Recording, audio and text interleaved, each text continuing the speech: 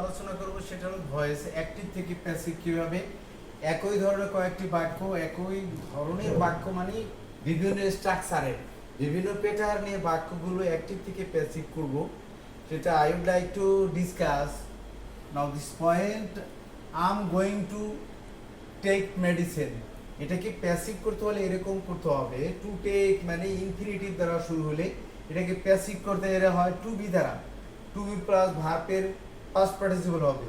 তো কি করলাম, এই যে টেক হলো ভার্ব, ভার্বের পর যেটা আছে এটা অবজেক্ট, তো লিখলাম মেডিসিন, তারপর লিখলাম is going.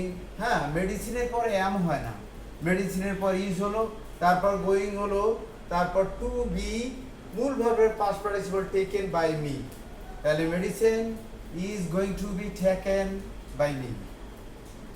Another case, another sentence, another structure. I have to take medicine. I have to take medicine. এখন মেডিসিন থাকলে এরপর হ্যাভ হয় না, হ্যাজ হয়। তাই লিখলাম medicine has to be taken by me. আবার আছে আম টু টেক মেডিসিন, আমাকে ওষুধ খেতে হয়, না খেলে ঘুম হয় না, এরকম আমাকে খেতে হয়, এরকম ভাবটা। তো কি হলো, তো মেডিসিনের পরে এম হয় না, ইজ হয়, medicine is to be taken by me.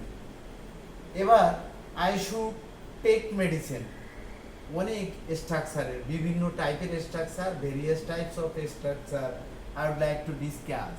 তো আই শুড টেক মেডিসিন, হ্যাঁ, এখানে সুরের কোনো পরিবর্তন নাই, যে কোনো কর্তাই আসুক, যে কোনো অবজেক্টকে সাবজেক্ট করি, সুরের কখনো পরিবর্তন হবে না। তো কি হলো যে medicine should be taken by me. এবার I had to take medicine, তাই এখানে লিখলাম, এখানেও হ্যাডেরও কোনো পরিবর্তন হবে না। তো লিখবো কি, medicine had to be taken by me, medicine had to be taken by me. তাই I would like to inform you, আমার ইচ্ছে করছে যে তোমাকে বিষয়টি জানাই। তো কি হলো, you would like to be inform by me. I use to take medicine, আমার এই ওষুধ খেতে হয়, একটা মেনিয়া কাজ করে, এটা না খেলে মনে হয় ঘুমাবে না, এরকম ভাব। তো medicine is to be taken by me. এই হয়ে গেল। এরকম আমি বিভিন্ন টাইপের দিলাম, যেমন I am going to take medicine, I have to take medicine, am to take medicine, I should take medicine, I had to take medicine, I would like to inform you, I use to take medicine. এরকম দিয়ে আমি active থেকে passive করলাম। ধন্যবাদ। এবার আরো দিচ্ছি এবং লিখছি, সেটা কেমন। The cow is milking, the book is printing. The cow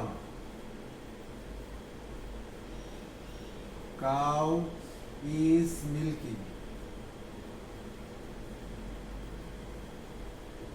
গাভী দহন হচ্ছে, গাভী দহন হচ্ছে। তা এখানে গাভী দহন হচ্ছে, কে দহন করছে, সেই ব্যক্তি নাই। তো এরকম বাক্য যদি অ্যাক্টিভ থেকে প্যাসিভ করতে হয়, একটা কাজ করতে হয়, সেটা কি, যে এই সাবজেক্টে এখানে ইনটেক রাখতে হবে, চেঞ্জ করে ওই জায়গায় নেওয়ার দরকার নেই। কে লিখবো কি, লিখবো দি কাউ, দি কাউ, হ্যাঁ, ইজ, এখানে কন্টিনিউয়াস টেন্স আছে, বিং লাগাতে হবে। দি কাউ ইজ বিং, এই যে ভার্ব, এই ভার্বটাকে পাস্ট পার্টিসিপল করব, কেমন করব, মিল্কড, এম আই এল কে ই, সেই like that case, same case. The book is printing. কি, সেম কেস। তাহলে লিখবো the book is being printed, the book is being printed। এবার আরো লিখতেছি, English is spoken, English is spoken. এটা একটা প্যাসিভ বাক্য, কিভাবে বুঝলাম, অ্যামিজার থাকার পরে মূল ভার্বের পাস্ট পার্টিসিপল। এখন ইংলিশ ইজ স্পোকেন, ইংরেজিতে কথা বলা হয়, গরু ছাগল ভেড়া মুরগি ইংলিশে কথা বলা হয়। কথা বলে কারা? পিপল, জনগণ। তাহলে লিখবো কি পিপল অথবা উই। আমরা কি লিখবো? People, people oblique we. হ্যাঁ, এটা বাক্যটা প্যাসিভ না, এই সাবজেক্ট আনলাম। এরপর ইজ স্পোকেন তার মানে প্রেজেন্ট ইনডিফিনিট টেন্স মানে simple present, present indefinite tense মানে সিম্পল প্রেজেন্ট। হ্যাঁ, এরপর লিখবো সাবজেক্টের পর ভার্ব, প্রেজেন্ট পর স্পিক। হ্যাঁ, ভার্বের পরে কি চলে আসে আমরা জেনেছি, ভার্বের পর চলে আসে অবজেক্ট। তো এখন যে প্যাসিভ ভয়েসে যাহা সাবজেক্ট, হ্যাঁ অ্যাক্টিভ ভয়েসে তা অবজেক্ট। তাহলে লিখবো কি পিপল ইজ স্পিক ইংলিশ। শেষ। এরকম আরেকটি কথা যে a lying glass is seen on the table. A lying glass মানে সমান একটি গ্লাস। A lying glass is seen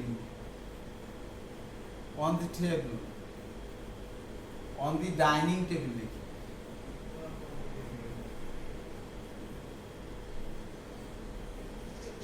এই বাক্যটাও কিন্তু পেয়েছি। হ্যাঁ, এটাকে যদি আমরা অ্যাক্টিভ করি কি করব? সামন, সামবডি অথবা দি member of A family, the member of A family. মনে করো ফ্যামিলির যে কোনো একজন লোক দেখছে, তা সামন অথবা সামবডি নেব। তাহলে বাক্যের সাবজেক্ট চলে আসলো সামন। তাহলে ইজ সিন তার মানে present indefinite tense, simple present. যে কোনো ইনডিফিনিট টেন্সকে বলা হয় সিম্পল। তাহলে এখানে কি হলো? Simple present. তাহলে সিম্পল প্রেজেন্ট হলে সামন, সামবডি দেওয়ার পরে ভার্বের প্রেজেন্ট ফর্ম সামন সিজ। আচ্ছা, কি দেখছি? এ লাইং গ্লাস, এ লাইং গ্লাস, ভালো কথা। তাহলে সামন সিজ এ লাইং গ্লাস কোথায় দেখছে? On the dining table, on the dining table, table. Dine কিন্তু খাওয়া, ডাইনিং টেবিল হয়ে গেল। একটু মজার খবর, he is not known here. He is not known here. মজার খবর কি, এই বাক্যটা হলো প্যাসিভ। অ্যাক্টিভ যদি করতে হয় তো কেমনে করলে ভালো হয়? আমরা এমন একটা কায়দা নেব যে একটা ভিতর দিয়ে দুইটা হয়। To kill two birds with one stone, এক ঢিলে দুই পাখি মারা। তাই এমন একটি আমরা সাবজেক্ট নেব যে সাবজেক্ট দ্বারা বোঝা যাবে নেগেটিভ। আমরা যদি লিখি এভরিবডি, আমরা যদি লিখি তাহলে আবার ডু নট আসতে হয়। তাই এমন একটা সাবজেক্ট নেব নেগেটিভ সাবজেক্ট, সেটা লিখবো নোবডি অথবা না। কি লিখবো? নোবডি অথবা না লিখবো, নোবডি, নোবডি। আচ্ছা, নোবডি লেখার পরে এই যে ইজ নোন তার মানে present indefinite tense, nobody knows. হ্যাঁ, যাহা প্যাসিভ ভয়েসের সাবজেক্ট তাহা অ্যাক্টিভ ভয়েসের অবজেক্ট, কিন্তু অ্যাক্টিভ ভয়েসের অবজেক্ট। হি আছে, হিম হয়ে গেল হিম। হ্যাঁ, তো কি হলো? Nobody knows him here, nobody knows him here. এই যে nobody, somebody, everybody, everyone, every person, এরকম হলে ভার্বের থার্ড পারসন সিঙ্গুলার নাম্বার। এখন সাবজেক্টটা থার্ড পারসন সিঙ্গুলার নাম্বার হলে ভার্বের সাথে এস অথবা ইএস যোগ করতে হয়। তাই করলাম, নোবডি নোস হিম হেয়ার। মজার খবর কি যে স্যার নট গেল কোথায়? না, শুরুতে তো আপনি নো দিলাম। That the same sentence would not be double negative, একই বাক্যে ডাবল নেগেটিভ হয় না। একই বাক্যে ডাবল ইন্টারোগেটিভ হয় না, একই বাক্যে ডাবল পাস্ট ফর্ম হয় না। সেই জন্য আমরা লিখলাম নোবডি নোজ হিম হিয়ার। বাক্যটি অ্যাক্টিভ হয়ে গেল।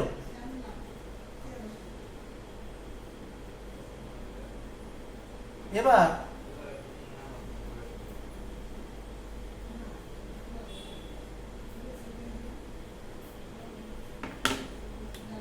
একটা ভয়েস এরকম আমরা যদি করি, গো টু স্কুল ইন টাইম। বলছি কি গো টু স্কুল ইন টাইম, যত সময় স্কুলে যাও। এটা পিতা মাতা বলতে পারে বা যে কোনো একজন লোক বলতে পারে, বা সামন বা সামবডি অথবা ইউ দিয়েও করতে পারি। লিখতে পারি কি ইউ আর টোল্ড অথবা আস্কড অথবা requested.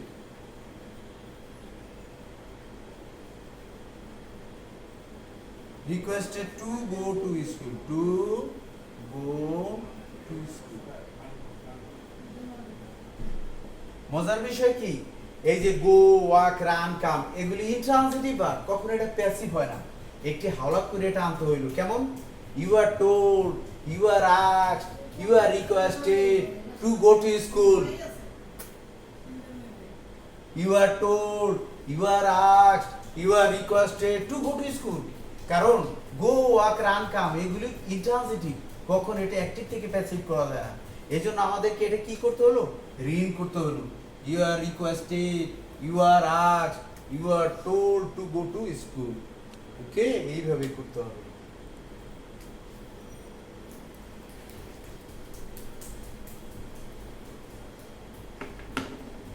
Let them do the work. Let them do the work. আমরা জেনেছি অনেক আগে কি লেট অনুমতি দেওয়া। তা কি হলো? লেট একটা ভার, ভার্বের পরে অবজেক্ট, তারপর ভার, ভার্বের পরে আবার অবজেক্ট। তো এইরকম বাক্যকে অ্যাক্টিভ থেকে প্যাসিভ করলে কি লিখবো? লিখবো let the work, let the work be done।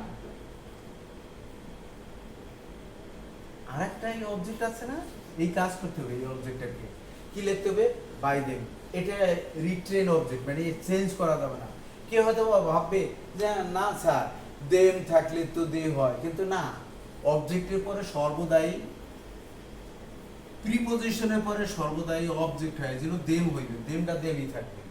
তাহলে let the work be done by them, এরকম করতে হবে।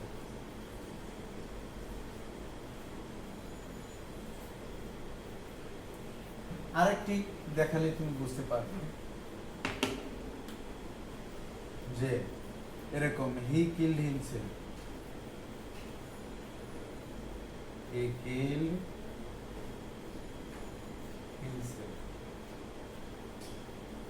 মজার বিষয় যে কখনো himself, herself, yourself, myself, themselves এগুলি বাক্যের সাবজেক্ট হয় না, সর্বদাই সর্বাবস্থা অবজেক্ট হিসেবে রেখে দিতে হয়।